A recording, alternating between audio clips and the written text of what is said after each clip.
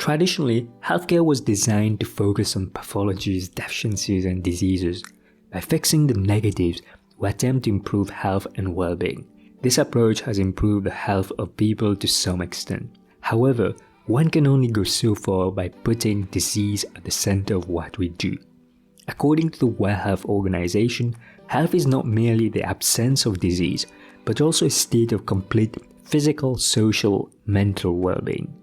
Treating disease is necessary but not enough to improve health and a sense of well-being. Many people who do not suffer with any illness find themselves in a state of languish.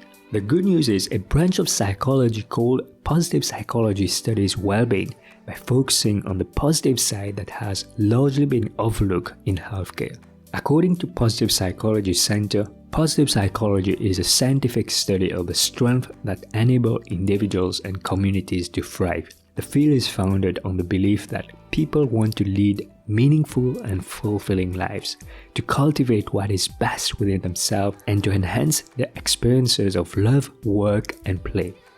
There are great insights we can learn from positive psychology about well-being and human flourishing. The founding father of positive psychology is considered to be Professor Martin Seligman. The early research of Seligman was focused on 3 pathways to authentic happiness: a pleasant life, a life of engagement, a meaningful life. Professor Seligman later added 2 new building blocks to his original well-being theory. These 5 elements are positive emotions, engagement, relationship, meaning, and accomplishment. Though known as the PERMA theory of well-being, let's start with positive emotion. Can you remember the last time you felt a sense of joy, feeling gratitude that you had things in life, feeling a sense of serenity, interest in something, or the sense of hope, or the sense of pride for credit that is due to your work, feeling of amusement or inspiration from listening to a leader speak, a sense of awe, or feeling in love? All these positive emotions contribute to a pleasant life. We might think that the purpose of positive emotions is only for us to feel happy. According to research from Barbara Fredrickson on the broaden and build theory of positive emotions, the purposes of positive emotions go beyond feeling just happy. Fredrickson has conducted randomized controlled trial on positive emotion and their impact to the brain and the body. What the research has shown is that positive emotion broaden momentary thought action repertoire. In other words, it broadens our perspective and outlook of the world. Her research has shown that positive emotion promotes creativity and broadens the perception so that people think more globally. The research also shows that people who experience positive emotions are able to have more endurance and build psychological resilience. Positive emotions contribute for somebody to bounce back after a setback or a failure.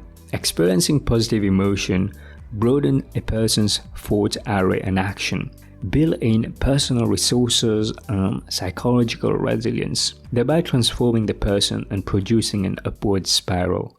In the famous yearbook study, researchers Leanne Hawker and Dr. Keltner analyzed the relationship of positive emotional expressions in women's college pictures to personality observer ratings and life outcome. The researchers analyzed the yearbook photograph of 141 students at Mills College, focusing on their smile, whether it was a Duchenne smile, an honest, genuine, bona fide smile, versus a non-Duchenne smile. The distinction between a Duchenne and a non-Duchenne smile is in the use of the eye socket muscle. When somebody expresses a genuine Duchenne smile, they use the eye socket muscle. They smile with their eyes, whereas a social smile is a smile where only the corners of the mouth are raised. The researchers tracked the participant for a period of over 30 years after the college photos were taken. The women in the genuine smile group were more likely to get and stay married and had higher score evaluations of physical and emotional well-being. A second study worth mentioning is the Nun study. This study, conducted by Deborah Danner and colleagues, analyzed positive emotion in early life and longevity. Conducting a study on longevity is complex due to the difficulty to be able to get a control group in your study. The reason that nuns were used in the study was because these people had the same occupation, they were eating the same food, they were not smoking, and they did not drink excessively. So the control in the study was as good as we can get.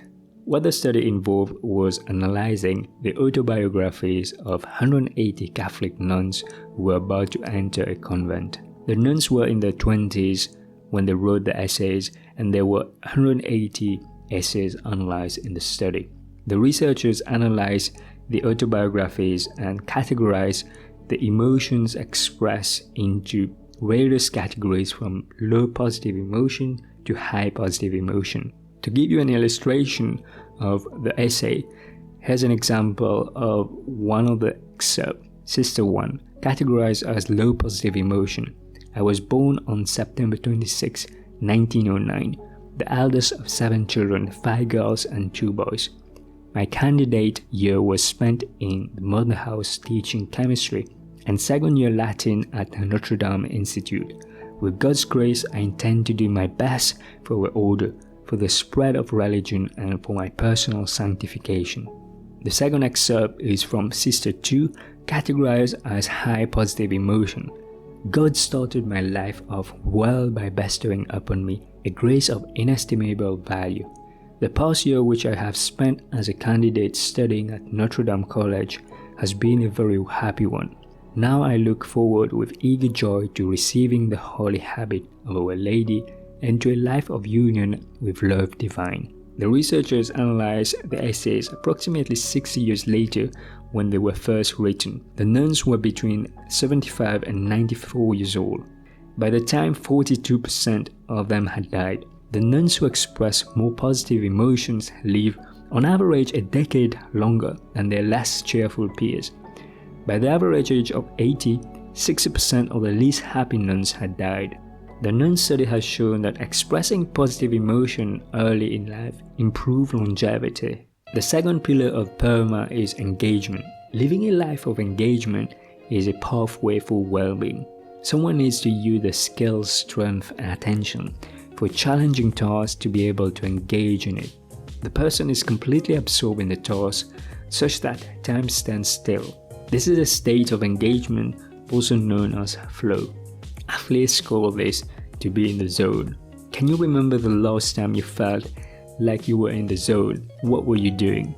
Perhaps you were painting, perhaps you were playing an instrument, or you were doing something that made you feel ecstatic. To achieve a state of flow, someone needs to employ the strength that match to a particular challenge. If the task is too challenging, then the person can be frazzled. If the task is not challenging enough, then it can be a boring experience. It is important to know our strength to be able to capitalize on it. What are your signature strengths? The 3 features that characterize a signature strength. It needs to be essential. The strength feels essential to who you are as a person. It needs to be effortless. When you enact that strength, you feel natural and effortless. And lastly, it needs to give you energy. This is a strength that uplifts you and leaves you feeling happy, in balance, and ready to take on more. If you want to know more about your strength, I invite you to complete the VIA Classification of Strength survey. There's a free survey that you can complete and it will give you a report of your strength. The third pillar of PERMA is relationship. One of the world's longest study on adult life, Harvard's study of adult development, has found a strong relationship between our health and the quality of relationships we cultivate. The ongoing Harvard study was started in 1938 during the Great Depression. The researchers have managed to track the lives of 724 men, following up each participant's work, home, lives, and health annually for over 8 decades. The researchers interviewed these men in their homes and talked to their children. The men gave the researchers access to their medical records, blood tests, and had their brains scanned during the study. Robert Waldinger, professor at Harvard Medical School and director of the Harvard study, said, "The first lesson is that social connections are really good for us and that loneliness kills. Humans are social creatures. We were never designed to live alone. Social relationships play a vital role in our health. We may be more connected than ever before, with technology. Yet, many people feel lonelier in our current society. Waldinger explained, people who are more isolated than they want to be from others find that they are less happy, their health declines earlier in midlife, the brain functioning declines sooner, and they live shorter lives than people who are not lonely. The pattern in social interactions among humans have changed. We have access to a large network of people at the tip of our finger. Strong ties are nurtured with close friends and family. These relationships can offer a substantive form of support. Shared experiences with our friends and loved ones, no matter how small they are, or what gets us through the other parts of our lives. Waldinger said, it turns out that people who are more socially connected to family, to friends, to community are happier, they're physically healthier, and they live longer than people who are less well connected. Sometimes life throws a curveball at you. Without a support network, people can let that ball destroy them, tearing their life apart. When you have a strong support network, it's easier to pick up your bat and hit that ball. No matter how strong you are, everyone needs support. Being in a good relationship makes a significant difference to someone's health and happiness. People in relationships where they feel they can count on their partner in times of need preserve the functioning of the brain. They have sharper memory and longer-lasting ability to remember things. People in relationships where they feel they couldn't count on their partner experience early memory decline. As Waldinger says, good relationship keeps us happier and healthier, and loneliness kills. If you want to be happier and foster stronger social relationships, here are 3 ways to invest in your relationships. Reconnect with an old friend or relative you haven't spoken to in years. Spend more time with people. Join a local sport club or yoga class. Express gratitude and share this video to someone you know have your back. The good life is built with good relationships. Scientists have long known that oxytocin, also known as the love hormone, plays an important role in early attachment between mothers and their infants and in breastfeeding. The bonds child form with caregivers early in life affect the trajectory of our social life throughout adult and in turn our happiness.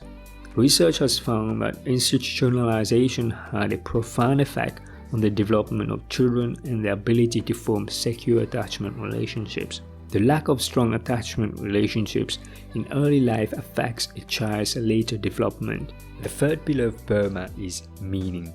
To illustrate the point of meaning, meet 3 builders: Mr. Job, Mr. Career, and Mr. Calling. When we asked Mr. Job what was he doing, he said, "I am laying bricks." When we asked Mr. Career, "What are you doing?" he said, "I am building a wall." When we asked Mr. Calling what he was doing, he said, "I am laying the foundation of the new building that will be the hospital for our community." In this scenario, there are 3 people doing the same work. However, the narrative, the story that they tell themselves, and the meaning that they give to their job is completely different. Mr. Job is simply doing his job by laying bricks. Mr. Career is building a wall and knows that what he needs to do is to build a wall. Mr. Calling is aware of the impact of his work, he's aware that he's contributing to something that's bigger than himself, and has a sense of belonging to his community. A sense of meaning can be derived from belonging to and serving something bigger than the self. Understanding the impact of your work and why you choose to show up will give you meaning. Leading a purposeful life brings satisfaction to what we do in life. The last pillar of PERMA is accomplishment. This is the gift that keeps on giving.